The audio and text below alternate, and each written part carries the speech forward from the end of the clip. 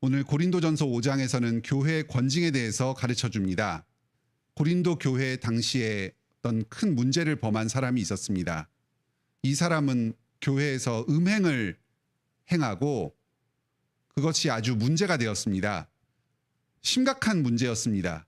아버지가 두 번째로 얻은 아내, 그것이 새어머니였는지 아니면 당시 문화대로 어떤 첩을 얻어서 동침했던 것인지 그런 것은 알지 못합니다. 그런데 그 아버지와 관계했던 그 여인을 자신의 여자로 얻어서 그 여인과 동침하였습니다. 이러한 문제를 행하였는데 고린도 교회에서는 그 사람을 권징하기는커녕 교인으로서 계속 용납하면서 아무 일도 없는 것처럼 지냈습니다. 그러면서 스스로를 자랑했습니다. 우리는 이러한 죄인을 용납하는 관용적인 공동체이다. 사랑을 행한다. 그러면서 그 사람의 그 음행하는 죄도 계속해서 유지가 되었습니다.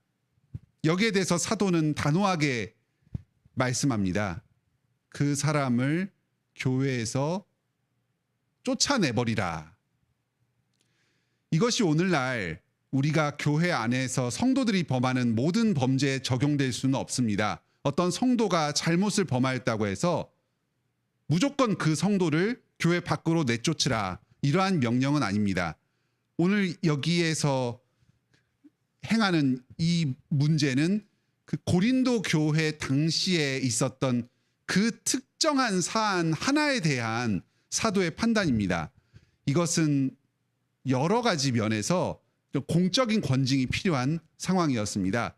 첫째로 이 성도가 범한 이 음행의 죄는 공식적인 죄였습니다. 겉으로 명백하게 드러나는 아버지의 그 여인과 함께 음행을 행하는 이런 겉으로 명백하게 드러나는 범죄였습니다. 그리고 그것은 지금도 개선되지 않고 이 음행을 저지른 사람이 회개하지 않은 채로 계속해서 반복적으로 지속적으로 행하고 있었습니다.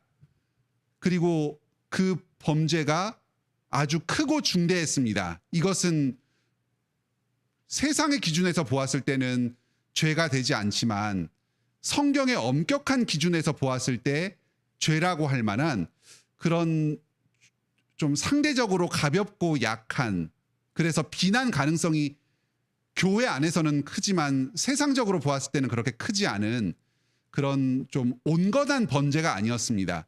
세상 사람들의 기준에서 보았을 때도 이것은 용인하기 힘든 아주 명백하고 심각한 차원의 범죄였습니다. 또 이 범죄를 교인들이 경각심을 가지고 문제라고 생각하는 것이 아니라 관용하면서 받아들이고 있었습니다. 이러한 심각한 범죄를 저지른 사람을 교인으로 받아들이고 용인하는 것이 마치 사랑의 행위인 것처럼 관용적인 태도인 것처럼 착각하고 있었습니다. 이런 여러 가지 이유가 겹친 이러한 사안에 대해서는 단호하게 권징을 함으로 출교하라 하고 이야기하고 있습니다. 오늘날 우리 교회에서 여러 성도들이 죄를 범할 때에 무조건 그 문제가 드러났다고 해서 출교를 하는 것은 아닙니다. 공적으로 권징을 하는 것이 아닙니다. 어떤 경우에는 그 문제가 겉으로 드러나지 않고 사사롭게 많은 사람들에게 알려지지 않은 채로 어떤 개인적인 차원에서 문제를 범한 경우가 있습니다. 또는 이 사람이 스스로 자기의 문제를 인식하고 통회하면서 회개하면서 이미 문제를 개선을 한 마음으로도 회개하고 실제로 그 행위를 반복적으로 범하는 일도 중단한 그런 경우가 있습니다. 또 이것이 사회적으로 보았을 때에는 아주 큰 문제로 삼기 어려운, 그래서 죄악은 분명하지만 그 정도가 심하지 않은 그런 문제인 경우도 있습니다. 또 교회적으로 그것이 많은 사람들에게 그다지 큰 영향력을 미치지 않는 경우도 있습니다. 이런 경우에는 목회적인 여러 상황들을 고려하여서 이 사람을 권징을 할 것인지 아니면 가벼운 경고로 끝낼 것인지, 또는 권징을 하더라도 이것을 교회에 공표하면서 권징하는지, 아니면 사적으로 당회나 목사가 이 사람을 불러서 깨우치고 이제 스스로 돌이킬 수 있도록, 스스로를 돌아볼 수 있도록 하는 그런 시간을 줄 것인지, 이런 다양한 차원에서 결정을 할 수 있습니다. 이 말씀을 오늘날에 인류적으로 적용해서 어떤 문제에 대해서 교회가 엄격하고 단호하게 대처를 해야 한다, 이런 식으로 잘못 적용을 하지는 않아야 하겠습니다. 오늘 본문에서는 권징을 하는 이유를 두 가지로 설명합니다. 먼저 첫째로 5절입니다. 이는 육신은 멸하고 영은 주 예수의 날에 구원을 받게 하려 함이라. 이 세상에서는 권징을 받아서 출교를 당하면 굉장히 마음이 아픕니다. 기존까지 교인들과 맺고 있었던 여러 관계나 또는 현실적인 그 도움들, 이런 것들로부터 단절을 당할 수가 있습니다. 그런데 이러한 것으로 말미암아서 내가 참으로 죄를 지었구나, 하나님의 몸에서, 그리스도의 몸에서 떨어져 나가게 되었구나 하는 것을 깨닫고 회개함으로 돌아올 수 있습니다. 그러면 결국은 주 예수의 날에는 구원을 받게 됩니다. 권징의 첫 번째 목적은 자신의 죄를 분명하게 깨닫고 회개함으로 나아오도록 하기 위함입니다. 그래서 장차 그리스도의 심판 가운데 구원을 얻도록 하기 위함입니다. 두 번째 권징의 목적은 6절입니다. 적은 누룩이 온 덩어리에 퍼지는 것을 알지 못하느냐. 교회의 순결성을 보존하기 위해서 권징을 합니다. 출교합니다. 죄가 교회 공동체에 영향을 미치는 게 누룩이 전체 빵을 상하게 하는 것과 유사합니다. 작은 것처럼 보이고 아무것도 아닌 것처럼 보이는 곰팡이인데 시간이 지나면 전체 빵을 변질시켜서 썩게 만듭니다. 이런 것처럼 죄악이 공동체에 영향을 미치게 되면 그것은 처음에는 미미한 것처럼 보이지만 사람들의 믿음을 약화시키고 세상과 타협하게 하고, 그래서 교회 공동체의 순수성을 잃어버리고 세상과 동일한 집단으로 만들어버리게 됩니다. 그래서 우리는 그 죄악을 제거하고 교회를 순수하게 보존하고자 출교를 합니다. 여기 9절로 13절 후반절에서는 이 교인들에 대한 출교와 세상 사람들과의 관계를 맺는 것이 어떤 점에서 다른가 하는 점을 이야기합니다. 이 출교하라, 악과 동거하지 말라, 함께 관계를 맺지 말라 하는 이 이야기를 들으면, 그러면 이 세상에서 완전히 악과 단절되어서 살아가야 하는가 오해를 하게 됩니다. 일부 교회 역사에서 일부 사람들은 그런 식으로 이 말을 이해하여서 실제로 세상과 구별된 기독교인들의 공동체를 만들어서 죄와 단절하고 순수한 공동체를 이루고자 했습니다. 근데 그것은 옳지 않습니다. 10절입니다. 도무지 사귀지 말라 하는 것이 아니니 만일 그리하려면 너희가 세상 밖으로 나가야 할 것이라. 그렇게 살 수는 없다는 겁니다. 세상 속에서 살아가는 여러 죄인들과 우리는 일정한 관계를 맺으면서 어울려서 살아가야 합니다. 죄가 있는 이 세상 가운데에서 살면서 그리스도의 향기를 드러내며 살도록 우리를 보내셨습니다. 여기서 말하는 권징은, 또 출교하는 것은 교회 안에 있는 성도들이 죄를 범하였을 때에, 돌이킬 수 없는 어떤 큰 죄를 범하였을 때에 거기에 대해서 권징을 함으로 내어 쫓고 관계를 맺지 않는 것을 의미합니다. 12절에 밖에 있는 사람들을 판단하는 것이야 내게 무슨 상관이 있으리요. 교회 안에 있는 사람들이야 너희가 판단하지 아니하랴. 여기서 판단이라는 말은 재판이라는 말로 바꿀 수도 있겠습니다. 교회 안에서 어떤 문제가 생겼을 때에 거기에 대해서 치리를 해서 권징을 하는 것이 교회에 맡겨진 권세입니다. 뭐 세상에 있는 사람들에게는 교회의 치리권이 없습니다. 뭐 그 사람들에 대해서 일일이 판단을 하거나 뭐 정죄를 하는 이런 권한은 없습니다. 하지만 교회 안에 있는 사람들을 적절하게 판단하고 그래서 출교하는 권한을 교회에 맡겨주셨습니다. 세상의 사람들은 하나님께서 심판하십니다.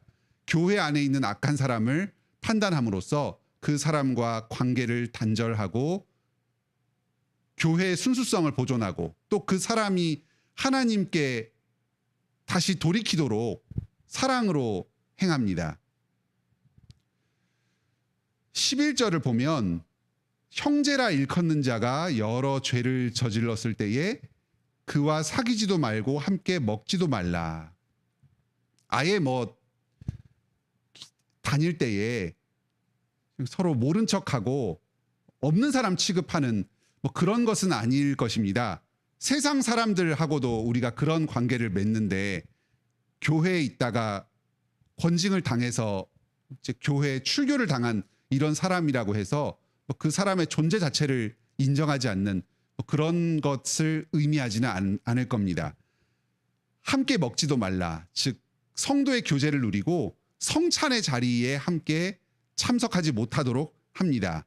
사귀지 말라 하는 것은 이제 그 사람과 형제의 교제를 나누지 말라 하는 것이고 이제 외인들과 같이 이 세상의 불신자들과 같이 대하라는 그런 취지의 말씀입니다.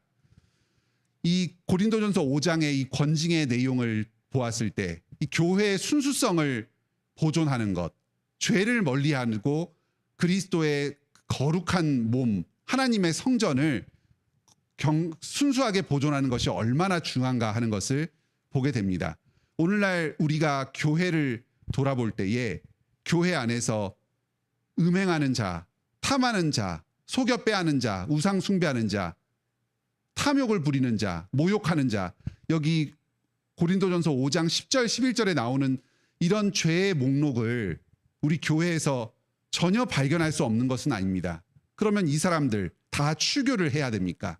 스스로를 보았을 때 내가 이런 죄인이 아닙니까? 그럼 내가 출교를 당해야 합니까? 그리스도께 회개함으로 나아오는 공동체는 소망이 있습니다. 예수 그리스도께서 교회의 죄를 용서하시고 교회를 순수하게 보존하십니다. 하나됨을 이루게 하십니다. 그리스도를 더욱 의지해야 합니다. 여기서 출교를 당하는 사람은 스스로 죄를 범하면서도 그리스도를 의지하여서 회개하지도 않고 죄 용서를 구하지도 않는 그런 마음이 완고해진 사람을 이야기하는 것입니다. 교회가 계속해서 예수 그리스도를 의지함으로 죄 용서의 은혜를 구하는 것이 중요합니다. 그럴 때에 교회가 실제적인 거룩으로 나아갈 수 있습니다. 우리 스스로의 죄를 돌아보면서 애통하게 여기고 예수 그리스도의 죄 용서의 은혜를 간구합시다. 실제적으로 이 죄에서 벗어날 수 있도록 힘주시기를 구합시다. 또 우리 교회 공동체 안에서 어떠한 죄가 틈타고 있다면 이것을 당연한 것으로 여기지 않고 그리스도께 죄 용서해 주시기를 구합시다. 우리 교회를 더욱 정결한 공동체로 그리스도의 몸된 공동체로 거룩하게 만들어가 주시기를 구합시다. 그리스도 안에서 죄를 버리고 용서받고 거룩한 삶을 살고 또 거룩한 교회를 이루기를 구합니다. 함께 기도합시다. 하늘에 계신 우리 아버지, 오늘 고린도전서 5장을 통해서 교회 권징에 대한 여러 가르침들을 주시니 감사드립니다. 주님께서는 거룩한 분이시고 죄를 미워하십니다.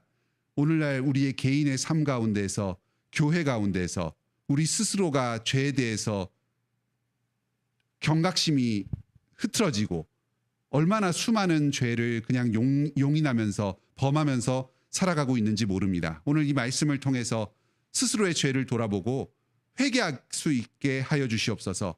예수 그리스도의 죄 용서의 은혜를 간구하면서 주님의 은혜를 받아서 다시금 깨끗하여지고 거룩하여지게 하여 주시옵소서. 스스로의 죄를 돌이키고 우리 교회 공동체의 죄가 사여지도록 간구하게 하여 주시옵소서. 죄와 싸워서 이기게 하여 주시옵소서. 저희를 불쌍히 여겨주시고 교회를 순수하게 거룩하게 보존하여 주시옵소서. 저희 중에서 죄를 범하면서도 아직까지도 회개하지 않고 반복적으로 죄 가운데 머물러 있는 성도들을 위하여 기도하게 하여 주시옵소서. 그들을 불쌍히 여기게 하여 주시고 교회가 여러 차례 그들을 위해서 권면하고 또 필요하면 권징을 통해서 사랑을 행하게 하여 주시옵소서. 주님께서 그 언약 백성 된 자들, 스스로 죄에서 완고하여진 자들을 불쌍히 여겨주시고 그들의 마음을 돌이킴으로 회개하게 하여 주시옵소서. 다시금 교회의 일원으로 동참하여서 예수 그리스도의 구원의 은혜를 누리게 하여 주시옵소서. 오늘도 저희가 여러 가지 현실적인 필요를 가지고 주님께 나아옵니다. 주님께서 저희의 기도를 들으시고 응답하여 주시옵소서. 먼저 사랑하는 가족들을 잃고 슬퍼하고 힘들어하는 우리 성도들, 주님께서 불쌍히 여겨주시고 말씀으로 위로하여 주시옵소서. 천국 소망 가운데 나아가게 하여 주시옵소서. 경제적인 곤궁으로 현실적인 어려움을 겪고 있는 성도들, 주님께서 도와주시옵소서. 문제를 해결하여 주시고 살아갈 힘을 주시옵소서. 몸의 건강, 마음의 건강으로 고통받는 성도들 주님께서 치유하여 주시고 회복시켜 주시옵소서. 특히 암으로 투병 중인 우리 성도와 그 가족들 믿음을 붙잡아 주시고 투병 생활 가운데 늘 주님께 기뻐하며 감사하게 하여 주시옵소서. 그 병증을 깨끗하게 치유하여 주시옵소서.